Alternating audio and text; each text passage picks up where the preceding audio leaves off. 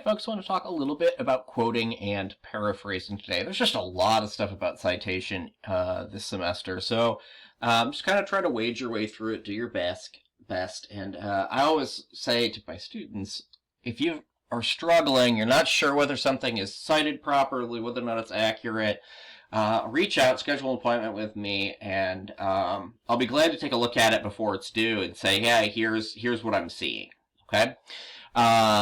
Once it comes in, I kind of have to deal with it as I have to deal with it, and that certainly could involve concerns about plagiarism. So just reach out to me early, and I'll be glad to help you. So today I want to talk a little bit about the difference between quoting and paraphrasing. So the real difference here is that quoting, you're taking someone's words and using them, and paraphrasing, you're putting their information into your own words. Okay, so I've got two examples here, and these are on the sample.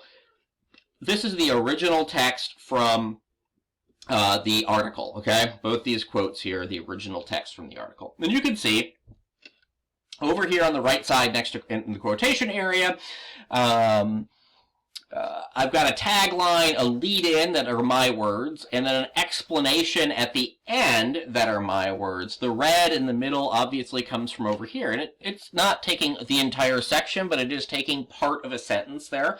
And that's fine. That's actually the best way to try to incorporate quotes. Cites might not be the best term here. We might be able to find a better way to do this. She notes, she claims, etc., etc., etc. But you want to have some sort of like lead in, and then the words taken from that source, and then an explanation, and of course that parenthetical citation here. So that's a quote. Most of you guys are pretty familiar with this. What you're less familiar with typically is the paraphrase. When you're taking the information out of here, but not using their words. You'll see if you look here, the words don't appear over here, but the information that's here is coming from this passage that's over here, okay? So again, we still have a tagline here at the beginning. Then we have some information here, and that really does come in. What it does, and the point of paraphrasing is you could explain information to your reader in a more simplistic term than that scholarly article does. This is somewhat more complex to understand. This is putting it in terms that the reader can understand, okay? So again, I'm taking the information but not the words from the original source. And that's just the difference between quoting and paraphrasing here, okay?